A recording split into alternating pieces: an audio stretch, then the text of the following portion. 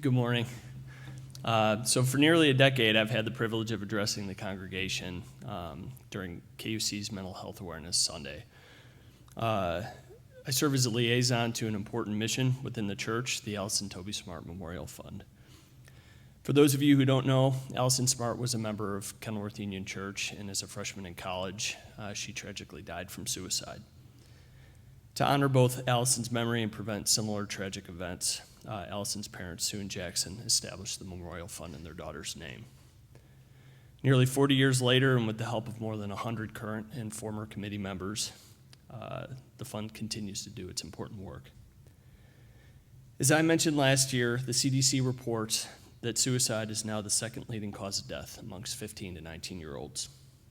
This disturbing statistic correlates with a rapid rise in anxiety and depression in our youth.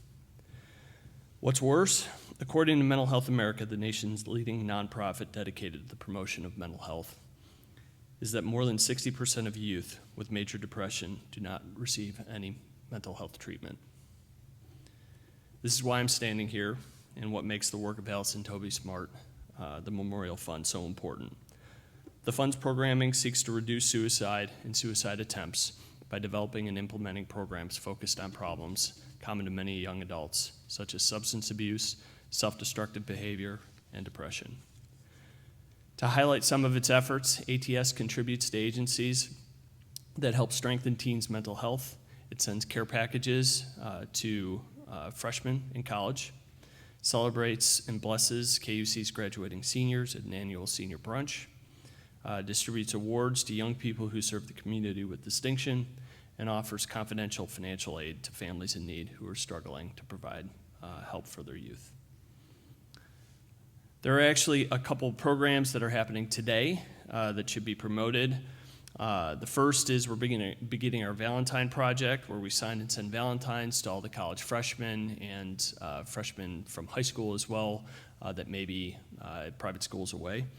Whether you know the kids or not, please feel free to go to the Culbertson room afterwards and sign those cards. Any words from any church members are important. They're impactful. Second, tonight at 7 o'clock here at KUC, the church is collaborating with the Jocelyn Center to host an event for high schoolers and their parents entitled Let's Talk About It, developing a shared understanding of the mental health support that teens want and need. It's going to be a casual event. It'll be interactive. You honestly don't even need to have teenagers.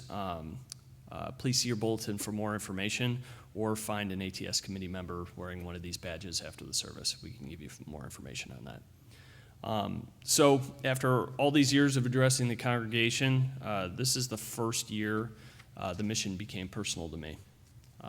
My oldest son is a college freshman this year. And I watched him and several of his friends struggle to acclimate to the college life. Along with my wife, Sarah, I wore my own words from the past 10 years and tackled some of the equally difficult but yet important parental tasks that I've been relaying from this very spot. Depression and anxiety are frequently quiet struggles. However, there are warning signs. Indicators include changes of personality, behavior, sleep patterns, or eating habits, and generally just a loss of control. We witnessed some of these changes with our son, and we talked to him about it.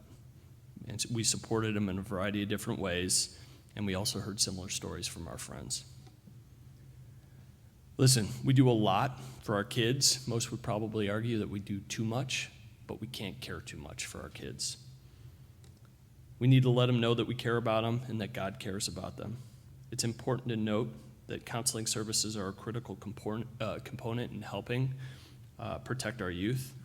Talking about mental health has proven to be an important tool in improving mental health. Because of that, ATS recently facilitated the addition of a mental health professional who will now be joining the high school impact and junior high youth groups. So, with that, I'm proud to report that the mission of the Alison Tobey Smart Memorial Fund continues on 40 years later, bringing awareness to mental health and support to the youth of this church and the surrounding community. If you haven't already received one, afterwards at the doors of the church here, there's a piece of paper, postcard that has a bunch of the different agencies that the Alison Tobey Smart Memorial Fund supports. You have information in there. Please feel free to use it on your own or pass it along to others who might need it. Again, thank you so much, and God bless.